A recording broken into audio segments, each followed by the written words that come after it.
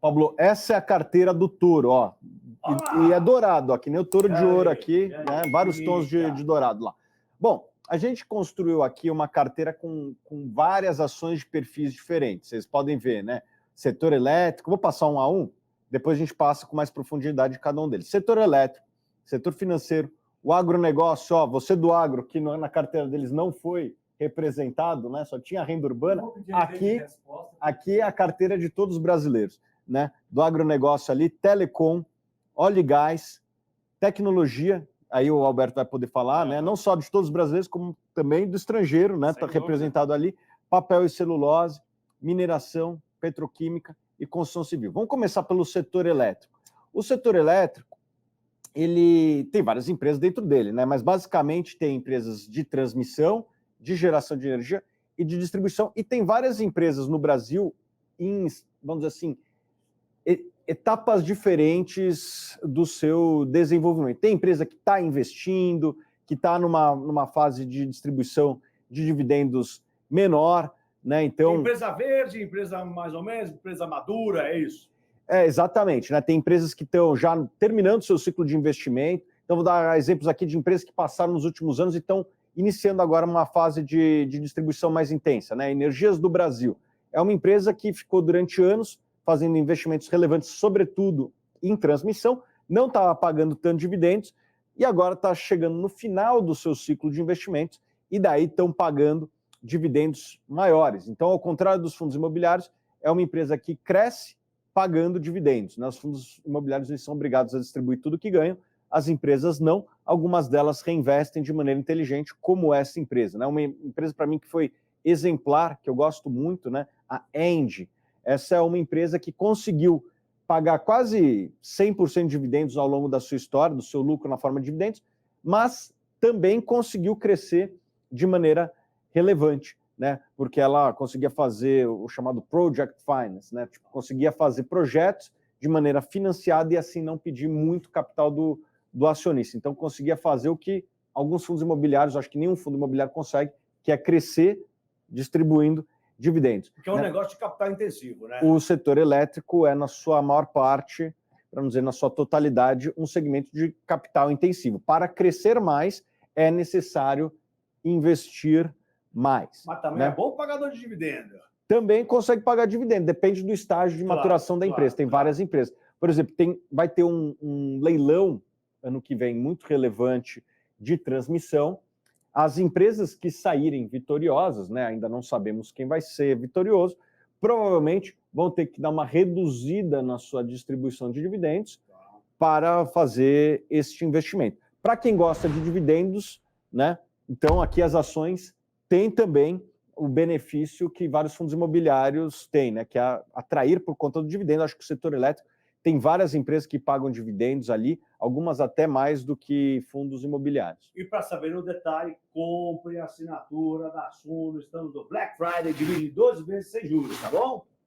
Vai abrir as vendas da melhor oferta do ano já! Você não pode perder. Fica de olho aqui, continua, Thiago, antes da gente soltar super oferta. Complementar também o setor elétrico é muito interessante porque a gente tem previsibilidade, né? Por exemplo, os analistas da Suno, a gente olha os contratos de longo prazo de remuneração de uma elétrica, então você sabe comparar o preço que a empresa inteira está valendo e olhar quanto de caixa, quanto de dinheiro essa empresa vai gerar ao longo do tempo, né? Então você tem uma boa previsibilidade, né, dos fluxos de caixa, afinal, quando você está investindo, você está comprando o futuro, apesar do passado ser um bom indicador. E olhando até internacionalmente, né, para investidores que querem globalizar investimento, a gente também tem exemplos de elétricas, né, que estão tendo sucesso na carteira, desde os Estados Unidos até mesmo na Argentina. Né? Ô, louco! Argentina, um monte de gente... Todo mundo fala, não dá para investir na Argentina. Mas o time Suno, por exemplo, eu gastei centenas de horas estudando elétrica na Argentina. Foi lá, né? Fui para a Argentina, é verdade. Indicamos e subiu, cara. Vê se eu consigo te convencer. Pensa que para você fazer, sei lá, uma termoelétrica, você instalar 1 megawatt de capacidade de uma termoelétrica, custa mais ou menos $1 milhão. Tá? E você tem que comprar da GE, da Siemens, em dólar, em euro. Lá na Argentina, estava sendo negociado por $100 mil o megawatt, 1/10 do quanto custa para você comprar no mundo real. Tá? Uma empresa que estava gerando por ano 40% do valor de mercado dela. Pensa um apartamento... Listada? Listada. Comprou na bolsa. Sim, e com contratos de longo prazo atrelados ao dólar. Tá? Eu não sei se o professor conhece algum fundo imobiliário que paga 40%, que gera 40% ao ano. Eu nunca vi. Mas não, se você tem um cardápio global, você consegue, né? E também empresas nos Estados Unidos. Um case interessante foi a Vistra, que gera uns 20% ao ano do valor de mercado dela em termos de caixa, crescendo e recomprando ações. Enfim, né? Dá para ver que o setor elétrico tem coisa boa. Financeiro, né? Financeiro também tem várias empresas que pagam dividendos, né? O Banco do Brasil, para quem comprou quando a gente recomendou, provavelmente recebeu mais dividendos do que qualquer um desses fundos imobiliários aí que vocês falaram, né? Mas não tem somente o Banco do Brasil, tem várias outras empresas muito boas, B3, né? Acho que faz sentido nessa carteira. A BR Partners é outra empresa que é do Crescidendo, que cresce, o financeiro é 20%, pagando dividendo. Só para avisar o pessoal, o financeiro é 20%, tá 10% ali, mas é 20%, tá, pessoal? Por isso 20%. que a somatória tá 90, mais é 100, viu? Beleza. Acho que o setor de carnes é bem representado, né? Celulose também. Se bem que a celulose a gente quebrou e botou ali, para alguns é agronegócio também. O que eu gosto do agronegócio brasileiro, né? Pô, as empresas de carne eu gosto um pouco, mas principalmente eu gosto das empresas relacionadas à cadeia da soja. Sim. Né? Sim. Empresas como Três Tentos, empresas como Boa Safra. Por quê? Né? O Brasil é para a soja o que a Arábia Saudita é para o petróleo. Né? O custo de produção nesse país ele é baixo e reduz a cada ano. Tanto da porteira para dentro, né? A gente consegue botar mais tecnologia, né? Para alimentar os tourinhos, né? Vai alimentar tourinho.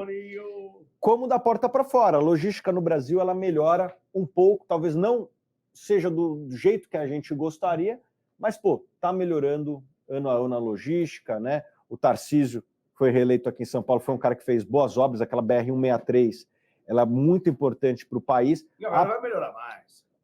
Vamos ver, assim, acho que tem muito espaço para melhorar, parte de ferrovias também, o que vai adicionar ainda mais competitividade para o agronegócio brasileiro, que está representado na nossa carteira. É isso aí, o agro brasileiro carregando o Brasil e o mundo nas costas. Fala. E um ponto atraente também, que a gente tem empresas de diferentes segmentos, de diferentes pontos na cadeia agro. Né? Você tem, por exemplo, a Três Tentos e a Boa Safra, que o Thiago citou, que são extremamente rentáveis, que não necessariamente estão vendendo a commodity, mas vendendo pesticida, defensivo, semente, né? E consegue ter uma rentabilidade. Semente, já vende a semente germinando. É um negócio inacreditável a tecnologia dos caras. E a semente, hoje em dia, como o Thiago falou, que já melhorou muito a tecnologia, né?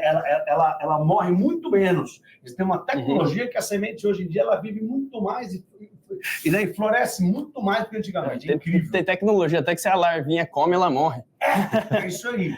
Pega danada. Natural, come e morre. Então, não consegue matar a planta, né? Então vamos lá, qual é o outro setor? Então, já passamos agronegócio, financeiro, elétrico, qual que é o que vem agora? Vamos lá. Bom, a gente botou a empresa de telefonia, né, Telecom, aqui acho que uma Vivo faz sentido, uma TIM, são empresas que já estão num estágio de maturação mais avançado, não são empresas que crescem tanto.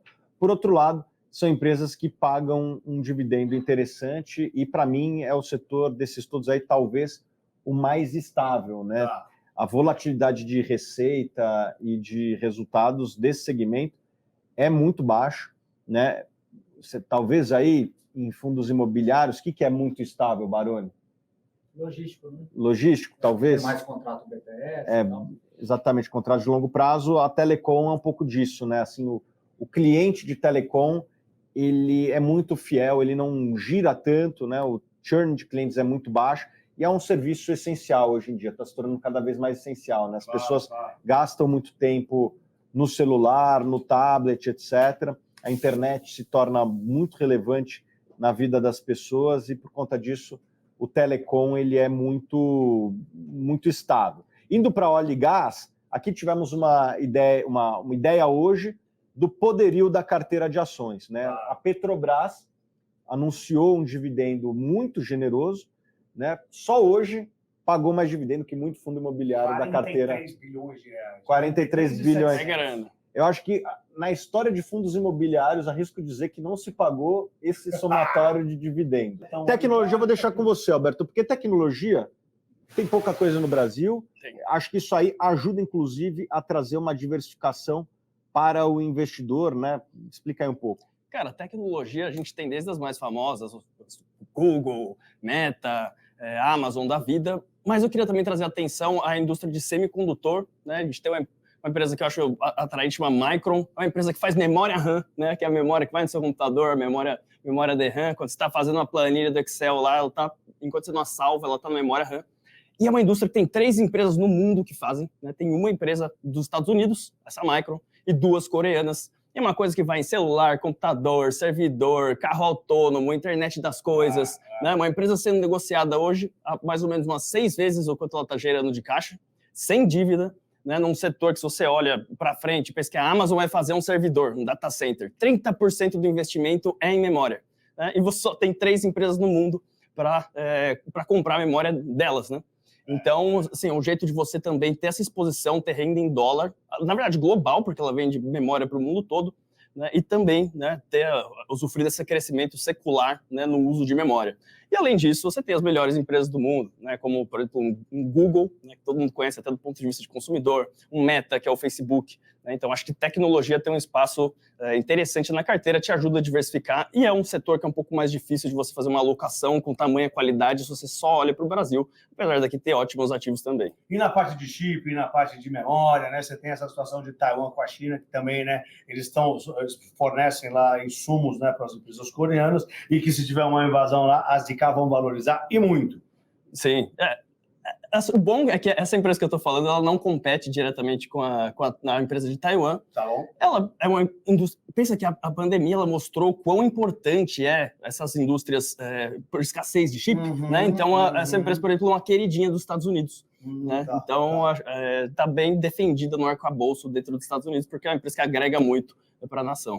É isso aí. Eu quero terminar ali, vamos lá terminar para seguir para o final, não quero me estender muito aqui. E vamos correndo para o final aqui, papel e celulose, outro setor que o Brasil é competitivo, muito exportador, né? O Brasil ele é também muito competitivo nesse setor, a gente tem um dos menores custos de produção do mundo, né? Aqui a gente gosta de uma empresa que chama Irani. Irani foi uma empresa que a gente recomendou, subiu bem, outras de celulose começaram a cair, a gente gosta delas, acho que podem vir a se recuperar, né? Como Klabin, Suzano, são empresas boas.